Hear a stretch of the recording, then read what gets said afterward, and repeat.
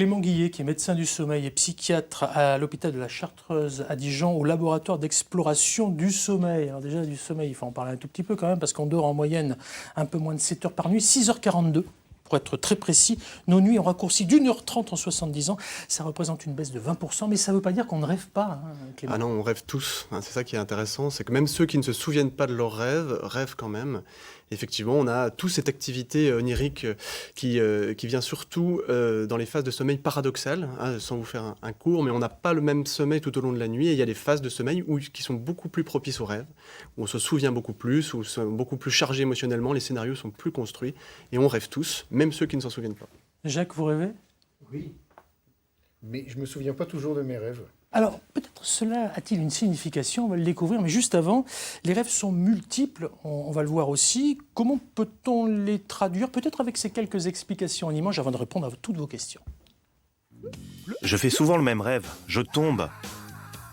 Faut consulter, ça veut sûrement dire quelque chose. 15% des Français ont fait des rêves plus négatifs pendant le premier confinement. Une preuve de plus que nos rêves seraient une expression de notre vécu. Et il y a matière, qu'on s'en souvienne ou pas, nous rêvons tous 4 à 5 fois par nuit, le rêve le plus structuré ayant lieu pendant notre sommeil paradoxal. Mais attention aux interprétations hâtives. Il faut se méfier des dictionnaires des rêves ou autres méthodes ou services payants sur Internet censés délivrer des significations toutes faites. Car, selon les individus, un même rêve peut avoir un sens différent. Il n'y a pas de symbolisme ni de décodage automatique universel. L'interprétation dépendra de la connaissance approfondie de la personnalité et du vécu du rêveur. Pire encore, l'interprétation dépend aussi de l'interprète. Entre les diverses écoles de psychanalyse qui y voient des refoulés différents ou la neuroscience qui, elle, ne voit dans le rêve que de simples flux cérébraux, pour trouver un sens commun à nos rêveries, on peut toujours rêver. Du rêve à la réalité, le point de vue du médecin du sommeil, Clément ? C'est assez juste, votre présentation, effectivement, il ne faut pas surinterpréter les rêves, même si, effectivement, c'est aussi un témoin de notre vie psychique. Si on va être plus angoissé, plus stressé la journée, on va avoir des rêves différents. On est impacté par ce qu'on vit la journée dans nos rêves, c'est sûr. C'est quoi précisément un rêve ? Alors un rêve, c'est une hallucination que nous fait vivre notre cerveau pendant la nuit, pendant qu'on est endormi.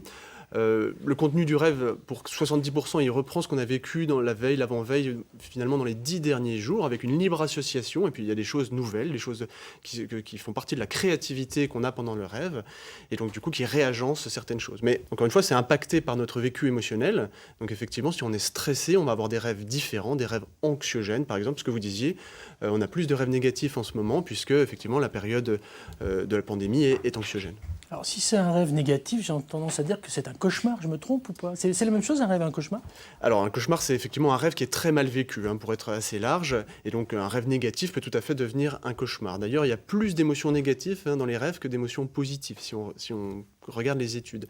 Ce qui est intéressant à se dire, à se questionner aussi, c'est sur la fonction du rêve.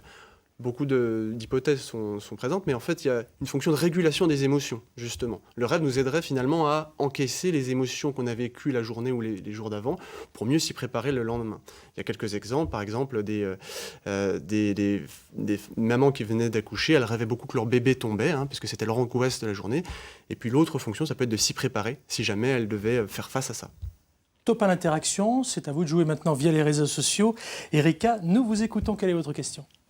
Alors, les rêves et moi, c'est une longue histoire, c'est une grande histoire plutôt, car j'ai toujours fait des rêves très riches, j'ai toujours une vie onirique très riche, avec plein de détails, plein de choses. Du coup, ça m'a beaucoup toujours questionnée.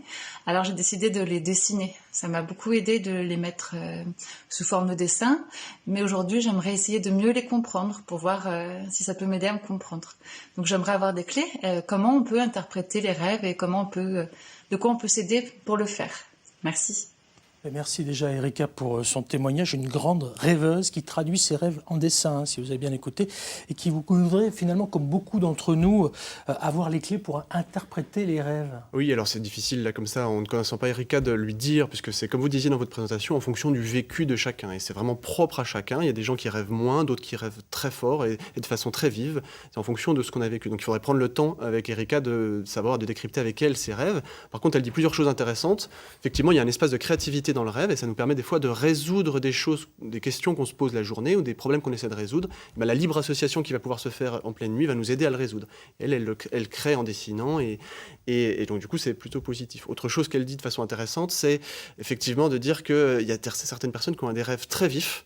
Et souvent, ce sont des gens qui ont une activité en fait, cognitive très forte la journée aussi. Vous avez à côté de vous un créateur qui vous écoute, qui boit vos paroles depuis tout à l'heure. Non, mais Ça vous permet de créer le rêve ou pas du tout? je ne sais pas si c'est le rêve, mais il arrive souvent qu'on se pose des questions le soir qu'on n'arrive pas à régler. Et la nuit porte conseil, je pense que c'est quelque chose qui est réel. On se réveille le matin avec tiens, j'ai la solution à la question que je me posais hier.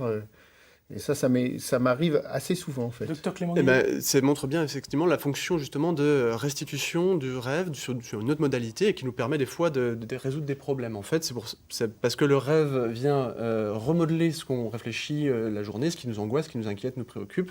Et on va pouvoir, avec la libre association, trouver une solution finalement qui va émerger pendant le rêve. Allez, c'est à vous de vous exprimer maintenant sur les réseaux sociaux. Bonjour Audrey, nous vous écoutons. Bonjour et merci de me recevoir. Donc par rapport au rêve, en fait, moi je rêve assez peu, ou du moins je m'en rappelle assez peu. Je ne sais pas si ça veut dire quelque chose. Et ensuite, quand je rêve, pour le coup, je suis très affectée entre guillemets par mes rêves. Je vis pleinement, en fait, comme si vraiment ça s'était totalement passé. Et je suis de nature quelqu'un qui vit pleinement mes émotions. Donc je ne sais pas si ça peut être lié. Donc voilà mes petites questions. Merci. Merci Audrey pour votre participation et votre bonne humeur communicative. Ça fait plaisir d'avoir des sourires comme ça pour un beau lundi de Pentecôte. Elle ne se rappelle pas de tous ses rêves, mais elle vit ses rêves à fond, Clément. Alors il y a plusieurs choses. C'est vrai que, vous savez, le sommeil, il est découpé en cycles et à l'intérieur de ce cycle, on a le sommeil léger, profond et le sommeil paradoxal, comme vous expliquiez dans votre présentation. Le sommeil paradoxal, on en fait beaucoup plus en fin de nuit, donc on s'en souvient plus à ce moment-là. Mais il y a certaines personnes, effectivement, qui s'en souviennent moins. Sauf qu'on a prouvé il y a peu de temps finalement que tout le monde rêve, puisqu'il y a certaines maladies qui entraînent un moment où, vous savez, par exemple, si vous rêvez que vous courez dans la rue, votre corps est paralysé pour vous permettre justement de rêver complètement ça. Donc vous n'allez pas faire un marathon dans votre lit, vous allez rester immobile. Certaines personnes vont retrouver un tonus musculaire et donc du coup on va les voir agir leurs rêves. Ils disent qu'ils ne rêvent pas, mais on les verra en train de manger un sandwich ou en train de boire une tasse de thé. C'est différent du somnambulisme? Ça n'a rien à voir avec le somnambulisme. Effectivement, il n'y a pas une activité onirique pendant le somnambulisme. Le somnambulisme, c'est reprendre une activité motrice pendant qu'on dort. Et c'est pas forcément lié à des rêves, ça peut l'être, ça peut être lié à des émotions en tout cas, mais c'est pas du tout lié aux rêves. Et d'ailleurs, pendant le rêve, on ne bouge pas. Je ne sais pas si vous l'avez fait, Jacques. Moi, perso, j'ai testé sur Internet, puisque je savais qu'on parlerait ce matin de l'interprétation des rêves. Je me suis dit, tiens, je rêve de plage, de soleil, etc. Ça veut dire quelque chose. Donc, j'ai tapé sur le net, comme on fait tous maintenant, dans les bons moteurs de recherche, interprétation des rêves. Alors, on trouve de tout, surtout n'importe quoi. Et tout et n'importe quoi a une signification. Mais c'est pas aussi simple que ça. Il y a beaucoup d'attrape-nigo là-dessus. Oui, il ne faut pas se faire envahir par la symbolique qui est restée sur un rêve qui peut être marquant, des rêves très vifs qui peuvent être marquants, n'ont pas toujours une symbolique très profonde. Alors après, par contre, ça peut s'intégrer, ça c'est important, dans des vécus, voire des vécus douloureux. Je pense aux gens qui ont eu des traumas, qui vont revivre leurs rêves. Là-dessus, c'est important qu'on puisse les écouter et surtout les aider à améliorer ça. Mais il n'y a pas toujours une interprétation, c'est pas parce que vous rêvez de soleil que c'est peut-être juste parce qu'on en a parlé aujourd'hui. Vous avez vu votre présentatrice météo qui a évoqué ça et du coup, votre rêve va le réutiliser. Alors si on prend le Larousse et qu'on regarde précisément la définition du rêve, il est marqué, je lis, production psychique survenant pendant le sommeil et pouvant être partiellement mémorisée, le fait de laisser librement son imagination, on parlait tout à l'heure d'idées chimériques, un rêve éveillé, une représentation plus ou moins idéale ou chimérique de ce qu'on veut réaliser ou de ce qu'on désire, par exemple accomplir un rêve de jeunesse. Oui, tout à fait. Alors c'est ça qui est important aussi, c'est que le rêve vient témoigner de ce qu'on vit et de ce qu'on pense la journée. Je vais vous donner un autre exemple intéressant. Il y avait une étude sur une centaine d'étudiants en médecine. En première année, vous savez qu'il y a un concours très sélectif. Et ils rêvaient tous, une grande partie rêvaient qu'ils échouaient au concours. Et ceux qui rêvaient qu'ils échouaient le plus, c'était ceux qui réussissaient le plus. Parce qu'en fait, toute la journée, ils pensaient à ça. Et donc, du coup, c'était ceux qui étaient le plus impliqués qui, finalement, rêvaient le plus d'échecs et, au final, réussissaient le plus. Donc, vraiment, le rêve nous restitue notre vie psychique, en partie, et notamment ce à quoi on aspire, nos fantasmes, nos objectifs aussi et nos inquiétudes.